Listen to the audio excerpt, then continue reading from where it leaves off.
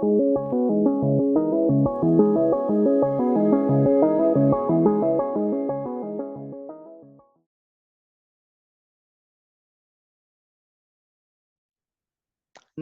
in the next example, now I have to check if the path is a file or a directory.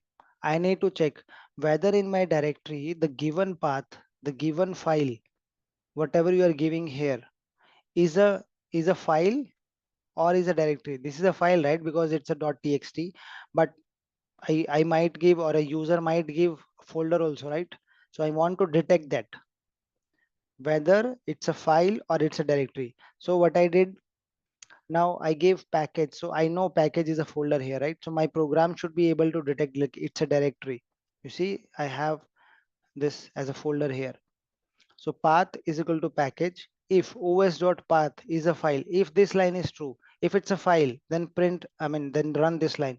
If it's a dir, I'm using another function which is called as is.dir. os.path is dir. I'm using this. If it's a file, print this. If it's a directory, print this. If it's not a file, not a directory, then go to the else part. Okay. So package is a folder. So let me run this. See the output. The path package is a directory. If I give the file name, the path example.txt is a file. Okay. Now let me give it as one, two, three. I do not have a file with this name. The path, this is neither a file nor a directory. Understood?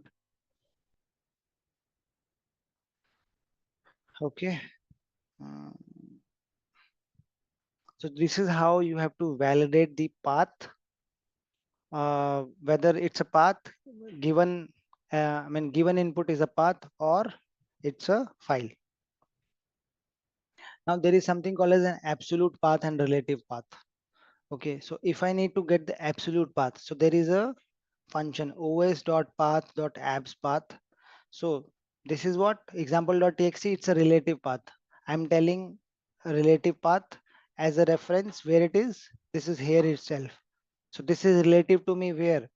It's relative to me. It's in the current path. So this is my current path. Directly I'm giving. I'm not giving the. So whenever you have a full path, right, from start to end, from C drive to here, it's called as a relative, or it's called as the absolute path.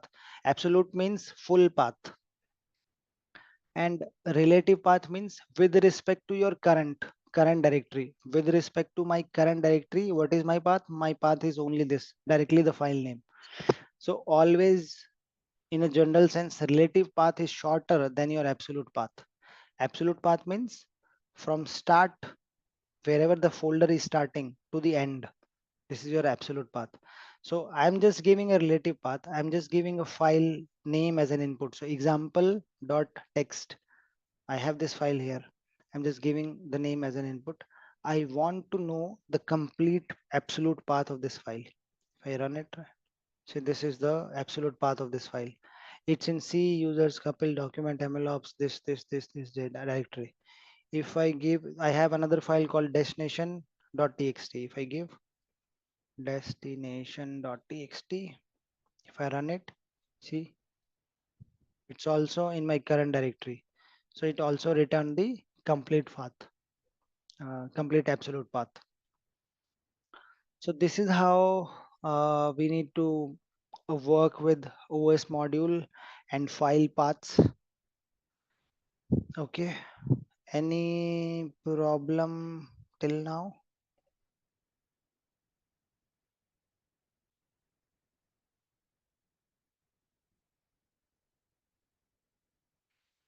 Okay. Looks good. Okay. File handling and file operations topic is finished. Now we will move an interesting topic which is called as exceptions. So whenever we were running program previously, we were having certain errors, right?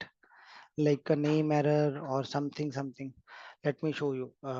So if I directly do like this, a is equal to b. I haven't defined what is the value of b, right? Even Python does not know what is b. Then if you directly run this, you will get an error. So there are different types of error. So right now it's a name error. So Python is telling name b is not defined. What is b? I don't know. So directly gave you an error, right? I can handle this error.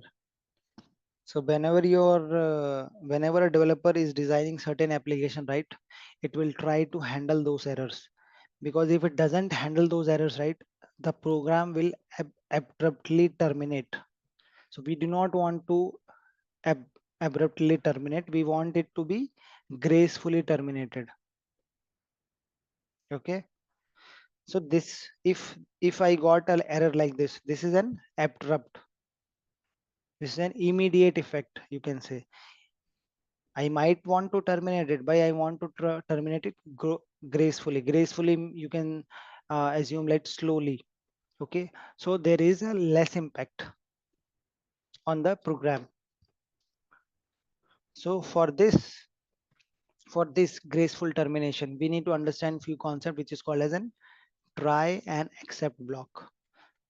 Okay, understanding exceptions. Exception handling in Python allows you to handle errors gracefully, take corrective actions without stopping the execution. I might not want to stop the execution of the program. There could be certain errors, but I still want the program to continue. Okay, there could be a minor error. I want to ignore that error. So then I can use this try and exception concept. So errors could be, or exceptions could be like this: zero division error, dividing by zero, file not found. You might have a program where file is not found, value error, type error, and here we saw name error. So there could be different types of errors. So based on the errors we are getting here, we can design our program to handle those errors gracefully. So the syntax, what is the syntax? Syntax is you have to try something. Okay, I want to try a is equal to b. Why I want to try a is equal to b? Because I know I will get an error. Here I was not able to do anything, right? Then what I'm trying to say here is in this section, try a is equal to b. If you get an error, then use this accept block, accept, and then print certain message. It's similar to like if and else, but it's different from that. Here in if and else, we are just judging the condition, whether something is greater than, less than, equal to, something like that. But here we are focused on errors, exceptions. So you try this thing, and then if there is an error, you run this block. So if I run like this now, see, the variable has not been assigned. Earlier I was getting what? Earlier I was getting this big error. So this was abrupt termination. This is graceful. We captured it. We knew there is an error, and then we printed a simple message for users to understand. The variable has not been assigned. Okay. Any challenges still here to understand try and accept? Why we need try and accept?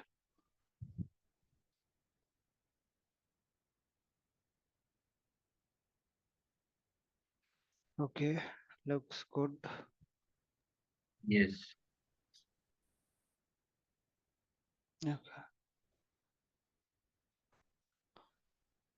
Now we can so in we can directly define the error name also. So see, now in this case a is equal to b. I knew the name of the error, right? So because it's directly giving me, Python itself is giving me like it's a name error, guys.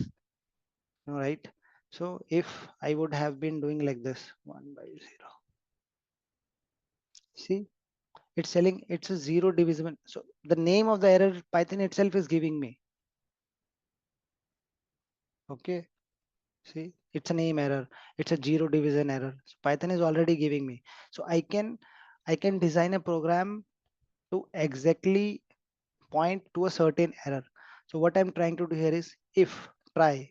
What I'm telling you, Python, please try a is equal to b. If you get an error, if you get an error which is name error, okay, then capture it in a variable. Which variable? Ex variable. You can use any variable, and then print the message. print ex. You see, name B is not defined. From where I'm getting this line? I'm getting this line from here. You see, name B is not defined. So I kept. Hey everyone, hope you enjoyed our session at LWP Labs. For more videos like this, you can subscribe to our channel and contact the number for live classes. The future is now with AI.